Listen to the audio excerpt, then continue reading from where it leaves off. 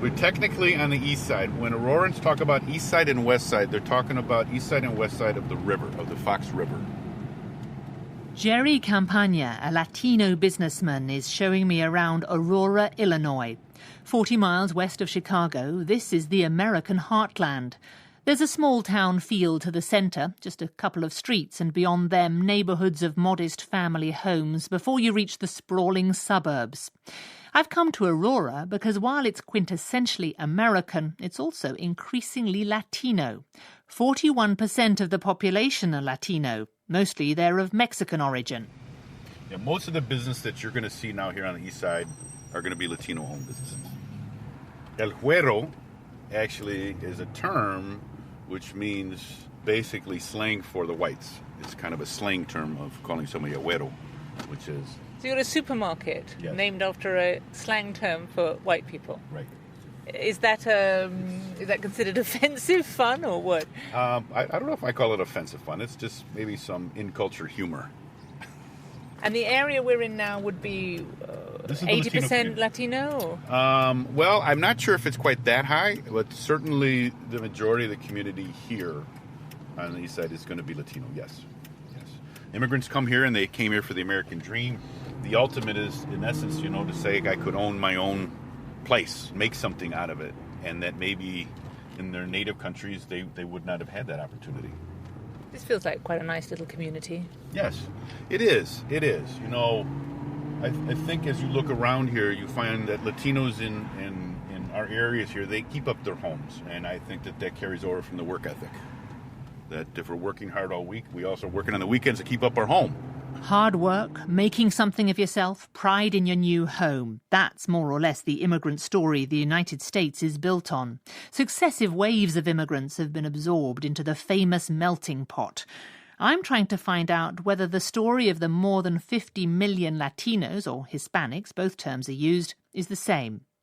In nearly 20 years of covering the US, I've seen this population, with origins in Latin America, grow faster than any other. But are they being given a fair crack at the American dream? Or is there perhaps something about the Latino attitude that marks them out, provoking an increasingly rabid anti-immigrant tone in the political debate?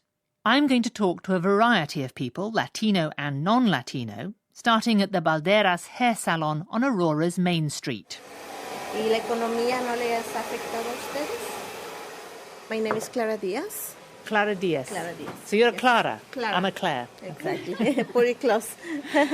And this is your business. Tell me about your business. Well, this business is for 30 years.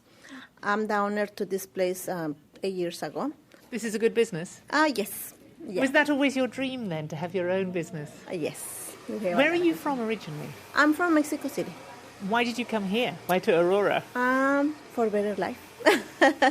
And has it been a better life? Has it been a good life? Of course, yes. Do you have kids? Yeah, I have 3 kids. And they're in school here? Or? Yeah, I have 2 kids in college.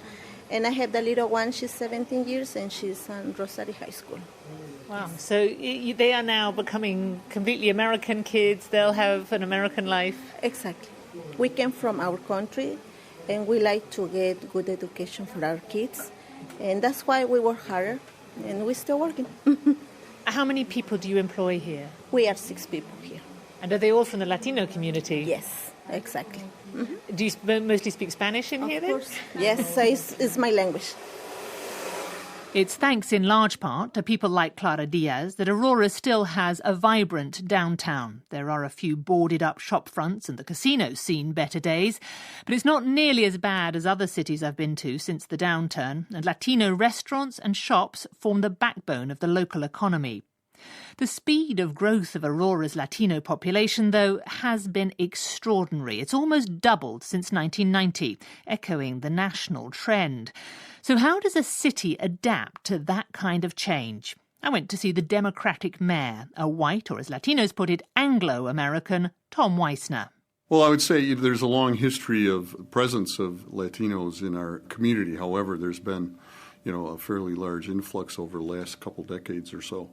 And clearly, with the cultural differences, particularly language, as it comes into play, it makes it a little harder to create an environment of assimilation that happens quickly. And so that, I think, has been, a little bit of a struggle. However, I've seen a huge amount of progress. They are an integral part of our city. The work ethic and the entrepreneurial spirit of the Latino community is absolutely astounding to me, and I think it's got a large role to play in our future. When I look at the last 3 soldiers from Aurora who died serving our country, all 3 of those were from Latino heritage.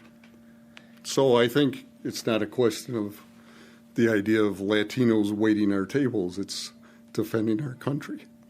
America is a nation of immigrants. This is not a different case, just a slightly different situation or slightly different people. And America draws a strength, I believe, from that diversity.